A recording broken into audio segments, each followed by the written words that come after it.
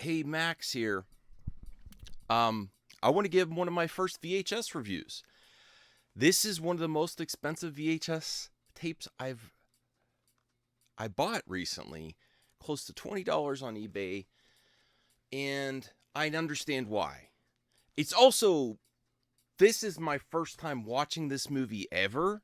I think I've seen screenshots or small clips of it occasionally, but this is fresh to me, and I have to say, is it a good is it a good He-Man Masters of the Universe movie?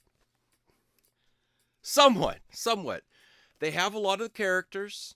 I think the casting is pretty good for Tila and her dad, and He-Man himself with Dolph Lundgren and Skeletor.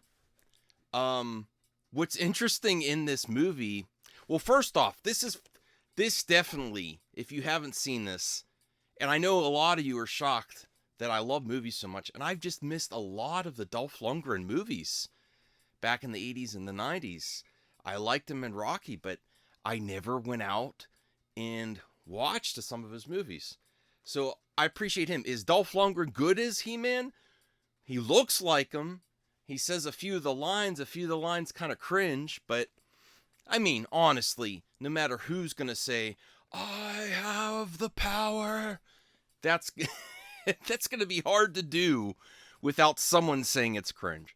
So I don't blame him for that.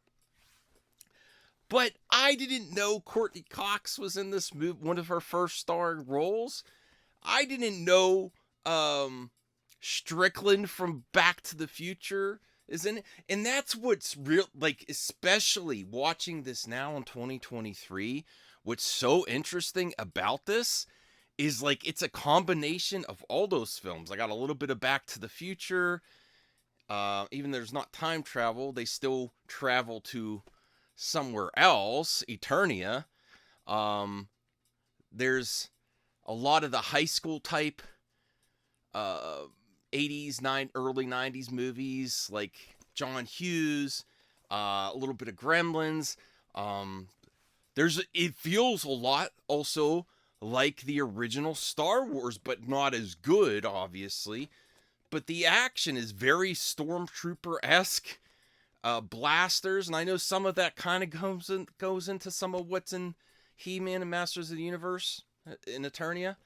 The creature design also really had me feeling. I feel like if I did behind the scenes and I looked at some of the people that worked on this, I'm almost positive. Even the I don't. I'm not a huge He-Man fan. That creature that creates the musical key that gets them out of Eternia into the real world and to back Eternia. Um, there was a scene that's like right out of Empire Strikes Back and Return of the Jedi with Yoda. It seemed very Yoda-esque. There's some funny moments in here. It's weird, it's fun, and it's great. And I love this movie. And I don't think I love this movie because it's a He-Man movie. I love it because it's so 80s. There's some great songs in here as well. There's some cheesiness. What I thought was really funny was Courtney Cox's boyfriend is like super aggressive with the cop. I was just like, where the hell is this coming from? It's very fast paced. The only downside I would say is I wish there was a little more action, but I am watching the pan and scan version, which, like a lot of old school VHS movies, and it might help if I saw this in widescreen, that the action might flow better. But overall, there's still good action in here too. And Skeletor, I like the actor. That I don't know who played Skeletor. I will have to do research. I know people that'll like this movie are probably yelling at me right now, but I really like the actor that played Skeletor, Evil Lyn. I liked Evil Lyn. I liked all the creature design, and this is got to be one of and it might not be hidden gems to everyone, and people might say you're crazy for calling it hidden gem, but I'd say this is a must-have and a hidden gem for old school VHS. And I'm going to do a stack of these movies. This is a must-see on VHS. It's just got that, even the quality of VHS, it's a little softer.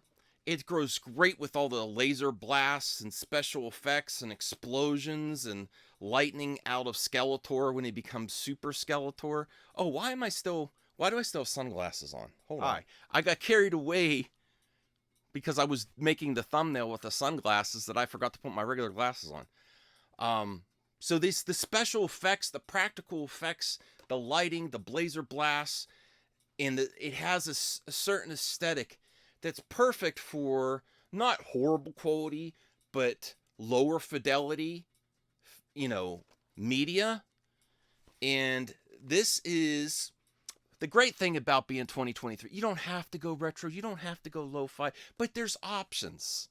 And you could watch this in 4K upscaled, the most recent 4K Blu-ray, and I say, you know what, that's great. But this works really good on VHS, and I don't think you'll be disappointed if you watch it that way. And I think it kind of is more appealing. And why do I like VHS tapes? Because when I review it, it gives me something substantial to hold, to collect. It gives me more, gets me more invested in the review. And let's also look at the cover here. I love the cover. At first, I thought the sword looks a little weird. There's sparks coming off the sword. It looks like a defect of the VHS. But I really like the cover as well. Dolph looks great. We have Skeletor there. And let me read the back here for them. So out of this, can I say this is the Masters of the Universe is a masterpiece and an amazing He-Man movie? No, but it's an amazing late 80s movie. 87. And it's got the best of everything. It's got a little bit of Star Wars, a little bit of all those genres I mentioned, all melded into one for a fast-paced action, sci-fi, fantasy movie that's a lot of fun. And I just had a smile on my faces the whole time. I really did. I felt like I was left out of my childhood, that I didn't see this in my childhood. Like, if I saw this in my childhood, I might have been a huge He-Man fan early on. I only became a He-Man fan later on, when I picked up, like, early 2000s. But I might have collected the figures and everything if I saw this back in the day. My parents might have had to watch out at Children's Palace, Toys R Us, KB Toys, get me those He-Man figures. Thank God there's not pictures of me in my underwear swinging around a sword, though. God, because I did swing around a flashlight like I was Luke Skywalker, but this would be goddamn embarrassing. That's my only concern. So it's not getting a 10 out of 10, but I say this is an above average 80s movie. It's so of the times, it takes you back, even though I didn't see it back in the day. And perfect. If you're going into VHS collecting, this has got to be at the top of the list. And I'd say look for a good price, or in the wild, look for this because it's maintaining its value. I think you could get the DVD cheaper than the VHS. So there is a market for VHS as well. And I would not be opposed to seeing this on VHS or a DVD or Blu-ray. 4K Ultra, I think it's unnecessary, honestly. I'm not opposed to it. I wouldn't hate it if it existed and had a bunch of special features. I would love to see some special features on here too. So I will see if maybe I want to get an accompanying DVD with some special features, if it's the right price. I don't want to spend another $20. And I'm not planning on spending a lot of $20 VHS tapes, but I'm very happy with this purchase. I've already watched it twice. I'm sure I'll watch it again. I hope to watch it with some of my family members. I will give this a score.